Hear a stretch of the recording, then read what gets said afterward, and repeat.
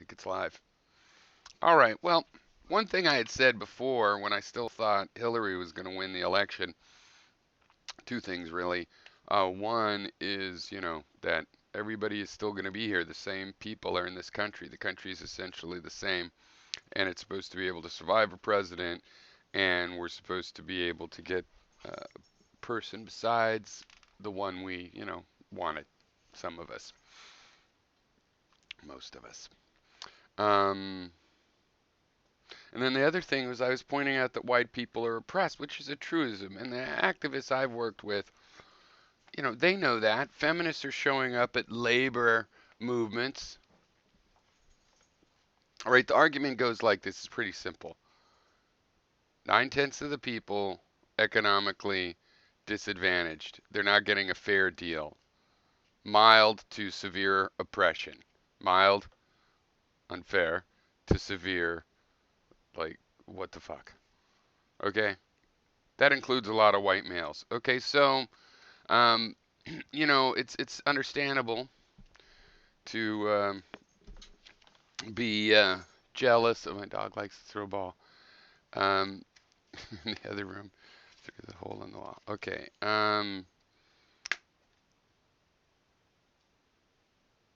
We don't want to get stabbed in the back. You could get jealous of a house slave when you're a field slave or something like that, or of the head butler that's a slave. There's still pecking order and all kinds of things that people desire uh, in the situation that another slave might have. Okay. Um, I'm not working for social justice in order for young boys or myself that never benefited from any of these uh, petty advantages from anything I did. I admit that there's a latent bias where, you know, a white guy in the South or elsewhere can wave a gun around in places, being crazy in places that an African American man couldn't get away with. But that doesn't mean that we're not also oppressed. The system, the main oppression is economic. That is related to slavery and the history of slavery, which is directly related to war. Peace activism is the whole activism. If we can make them stop spending all of our money on war where we kill each other and they stay rich, the extra amount of money would make it hard not to solve a lot of problems. And I've been wanting to say something too about slavery. Okay? People are like, "Oh, back then that's how people thought." No, not everybody.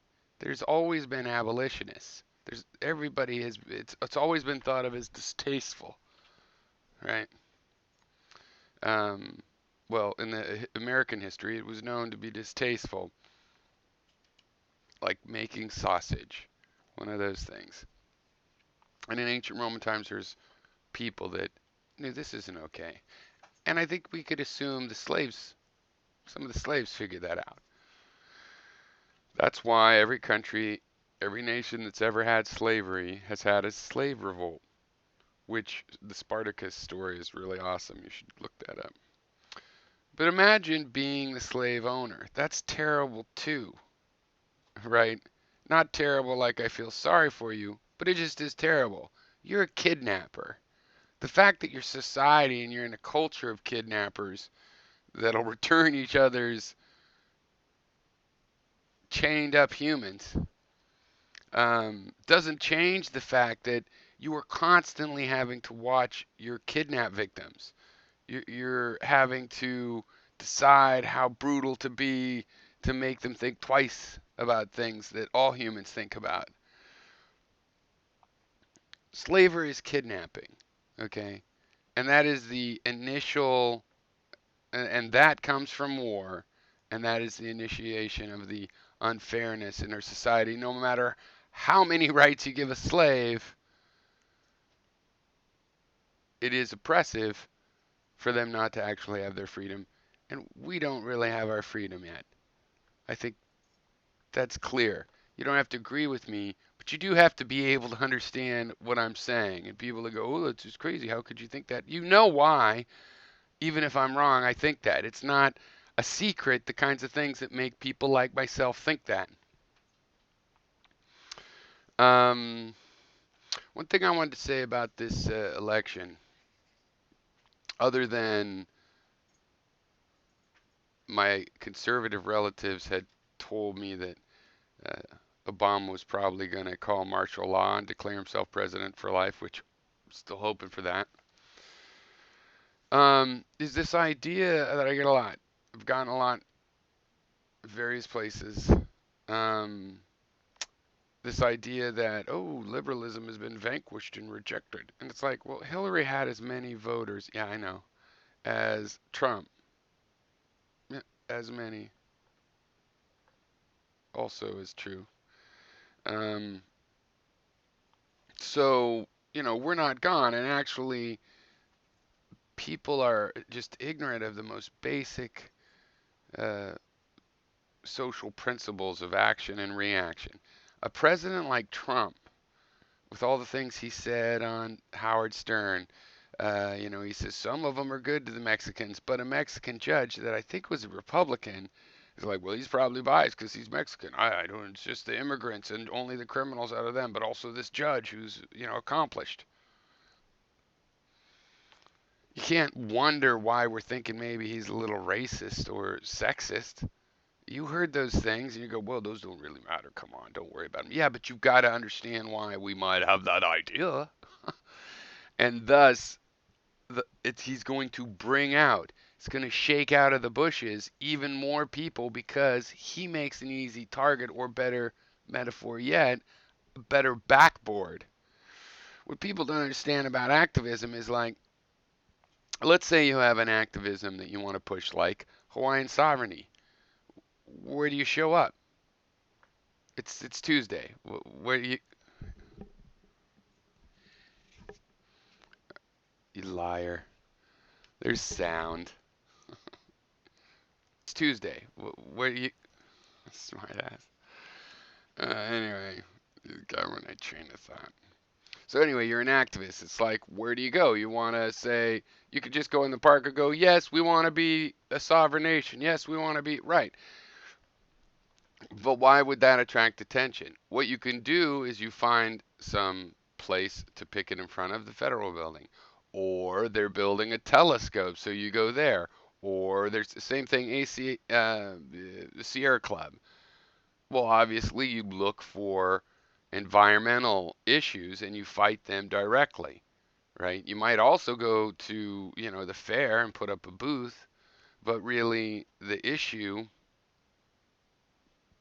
I had sound, uh, requires that you look for uh, times when it is relevant. Just like, if there's some big feminism thing in the mainstream press, all the anti-feminists and feminists are going to jump on it, right? Because they're looking for issues, and that's legit. That's a part of how it works, right? So Trump is going to be a 4-year chance to do this constantly, and if people don't realize that, this is why I was saying civil unrest, because the kinds of things he says, chin up, there's crazy people in every spectrum, and the bell curves. Sometimes the crazy people are in the body of it, but always, at least on the edges, there's people that might be violent, and I don't mean crazy like, woohoo, you have crazy ideas. I mean you're violent. There's violent, and so you have provocative speech. You got people on the other side. Um, this is the meaning of fighting words, and people, conservatives don't like the idea of hate speech, but they do know what fighting words are. They used to. I know there's this guy, Kazume Fowler, that Quintica had me watch a couple times, so now I'm subscribed to him. He's liberal, I guess, but also anti-SJW or something. I'm not sure. But he has hopes that Trump will do some good things or we can get along. And it's like, look, if we get something out of Trump, like we get, let's say we get some infrastructure, It's not because we're working with Trump and it's all cozy, kumbaya. Yeah, you could get things from your political opponents if you have overlap, and that's good. But don't fool yourself into thinking you trust the person. For one thing, his infrastructure is going to turn out to be big infrastructure privatization, where private contractors don't just make money building it, but they own it and run it. I'll bet you anything. Toll roads and bullshit like that. Better than nothing at this point.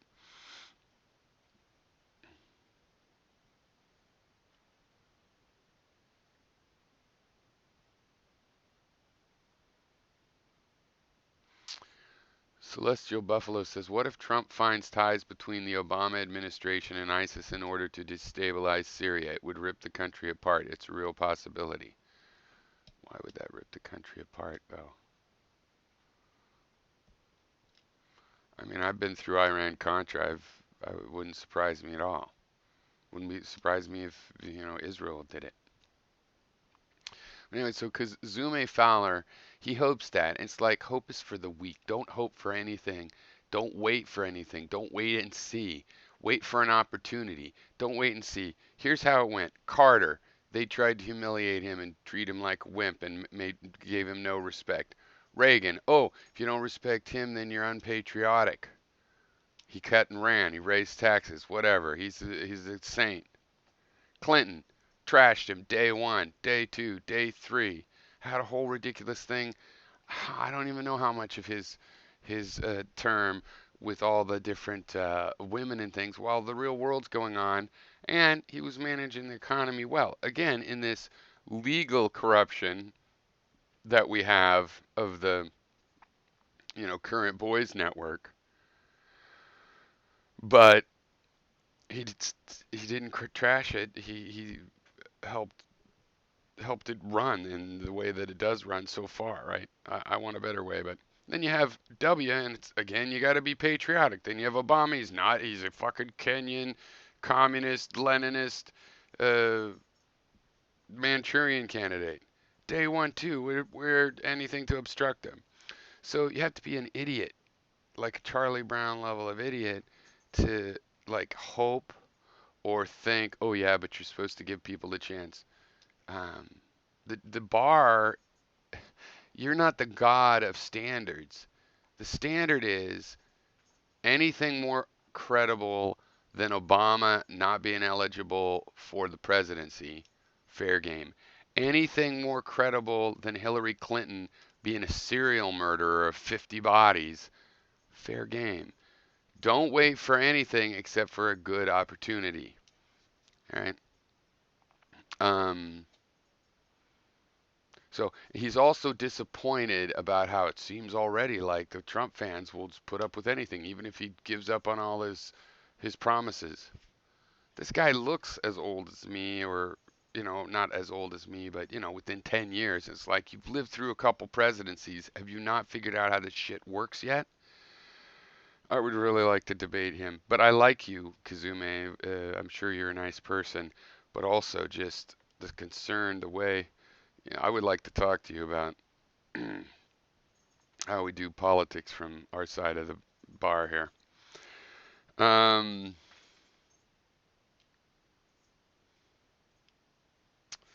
so I wrote my note number 4 is won't get ugly. I don't know what that means. Probably it is going to get ugly. A little note to myself from a part of history. I don't remember what I meant. So does that mean there's holes in my memory? I don't remember everything every second I've experienced. Okay, politics. Final thing here. Politics. What is politics? I'll look at the comments in a second. Politics, to me, this left-right shit, meaningless. Total the wrong way to slice it. It's the way they want us to slice it so that we don't understand. But we shouldn't slice it the way they understand it either. They're deluded. They think they're people controlling the ocean, and all they're doing is they were in the spot to surf the wave. They're getting the bounty, and they think they're controlling it. It's like people playing a demo of a video game, and they're like, "Look, I'm winning," and it's like because they're going where the demo thing goes. And even when they don't, they're like, "Oh, I did right in time." So real politics for me is authoritarianism versus libertarianism. That's why I don't give up the idea of libertarianism here. There's authoritarianism and libertarianism, right? And then there is dogmatism and skepticism. So you want a libertarian thing where people are allowed as much freedom, material freedom, the ability to go from here to there, the ability to honk with the horn and wear whatever kind of clothes you want. Maybe to shoot your gun in the street, maybe to run naked, maybe to start fires. Uh, where that limit of libertarianism goes, well, it's an optimized thing, right? And I think we pretty much solved it roughly with, you can't harm another person materially. So the fires are out. Probably the runaround nude is in unless you make some sort of health claim or something like that. There might, in the end, be just, well, look, could we vote on the things that make us uncomfortable? And, we won't have that. All right. So the thing is, you could be libertarian and allow things like stealing on a libertarian basis, and it would cause material damage. And the reason you would do that is because you were dogmatic that, well, it's just wrong to stop people. And you would believe that a might makes right and all this kind of stuff can follow. Some people have that moral system, and it's from a dogmatism. In skepticism, you have to have a criteria of how you judge things so that you can, if you're saying, I'm doing this because people are safest this way, with everybody has a gun all the time, we require that. And somebody could show some statistics and go, no, we're safer this other way where you only have a gun half the time. And the skeptic would have to be open to that. The criteria are not just an excuse. It has to be the motivator. So it's authoritarianism versus libertarianism, and I'm a libertarian in that respect. And it's a dogmatism versus skepticism, and I'm skeptic. And because skepticism is evidence oriented, empirical, um, that's why it's progressive libertarianism. All right, and then the final thing about this then is the way people do look at politics. I think is this thing that I called winner loser complex.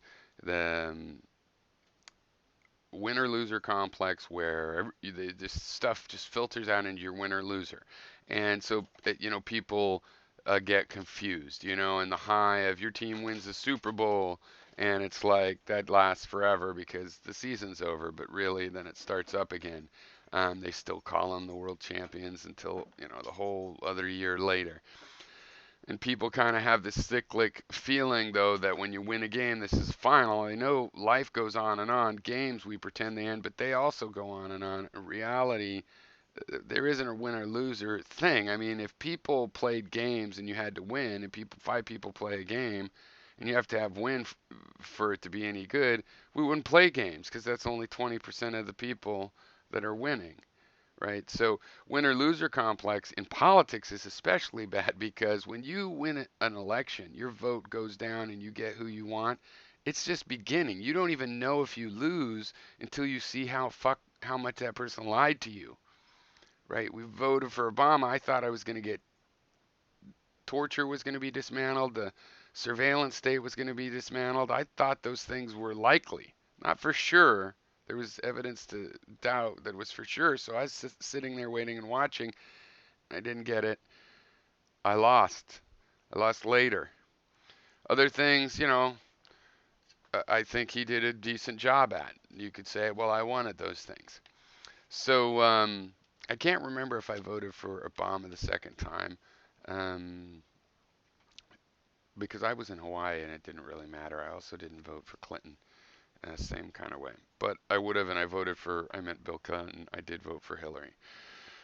So I think it's this winner loser complex that makes people think, oh, you're vanquished. We vanquished you, and now your ideas have been rejected and you're gone. You've got to change your opinion because that's what the right wing always does, right? When they lose an election, they're always like, oh, I guess we got to be liberal now.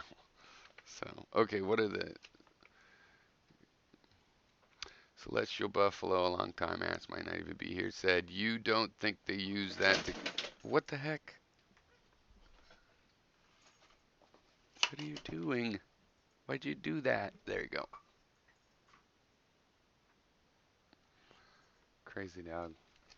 Okay, you don't think they use that to criminalize any and all things liberal or Democrat? No, because that would prove that they aren't liberal, and that's the fact is that the current Democrats are this third way where they're like, we will go down the middle of the road. We will calculate what the old Democrats, when they were getting a little bit liberal and McGovern was around and Carter had a chance to run, and the Bob Dole's and Henry Kissinger's and Nixon's will go right down the middle, right?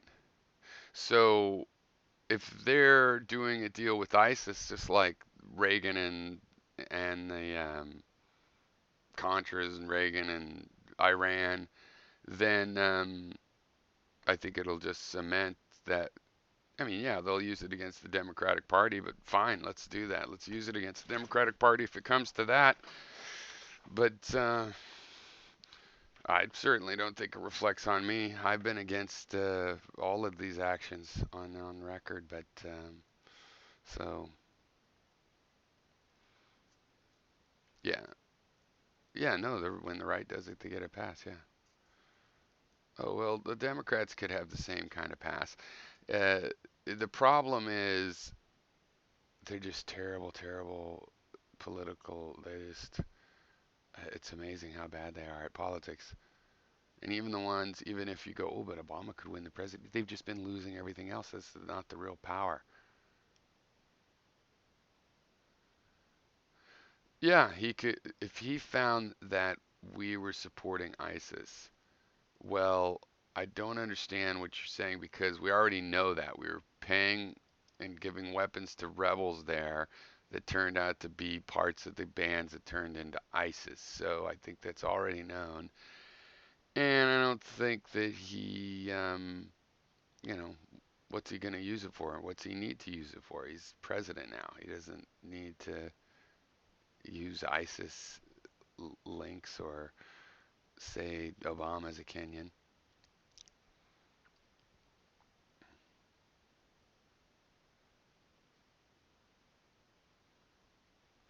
It doesn't really matter. I mean, there's nothing that he's going to say. Yeah, he could say things and all the CNN start repeating it and then we do this stuff, but it's not like the other half of the people suddenly are fooled by that. It's almost like we fool ourselves into thinking that we're fooled. In reality, everybody is still here, right? And if they did something crazy saying, "Well, liberals are terrorists. Look, they like ISIS. You like ISIS, Spiro," they'll just overstep their bounds so much there'll be a backslash. Now, if they went as far as the Nazis, it would be like, well, we don't want to let that happen. Just to, we don't want to have a backlash. But I mean, there's natural forces at play here. This is Daisy. Hi, Daisy. She's a rapscal. My family's gone. They're gone up to Bar Harbor for the. What are you doing up there?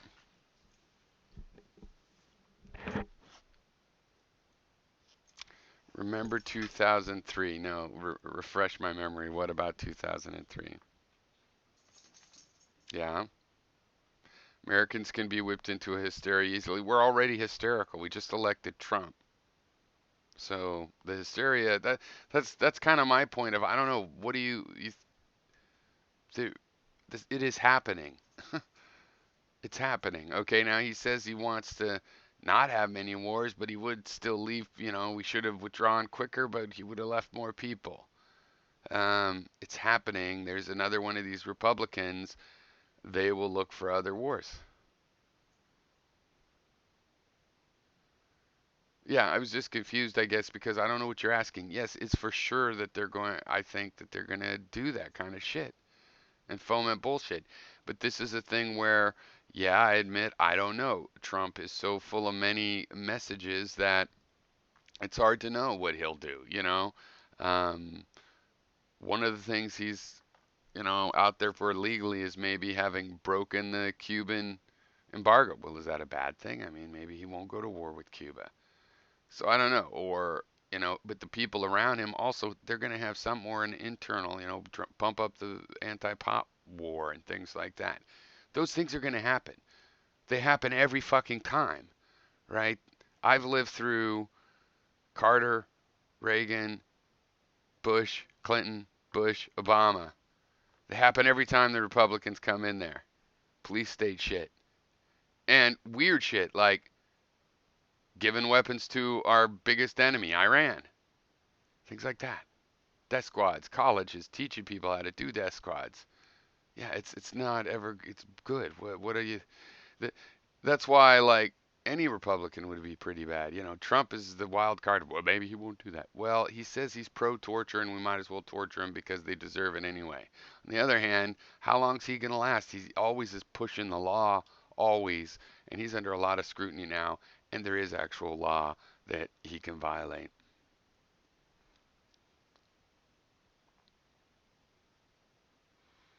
Ooh, which one?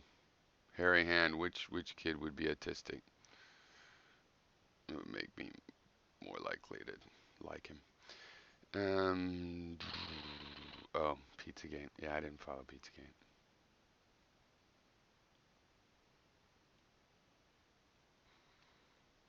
Yeah, one of the hints of truth in some conspiracies is this thing. The Rothschilds, they had the banks. They did send people all over the world from the family, and they fund both sides of wars. Just like Baron von Munchausen or something, they fund both wars fought on credit. That's the kind of war we've been having. If you had wars just fought when people were really worried that, oh my God, they're going to come and the Mongols are going to come, we got to form a military and defend. Very rare. It's on credit. War on credit. And then you don't pay back the banks, then they loan money to your enemies. It's a big fucking protection racket. Hey, Tommy. No, it's just about to end. I just went through all my cards. Should start up a hangout though.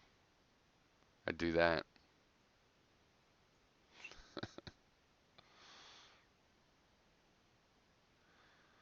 And you're up late, assuming you're still in New York.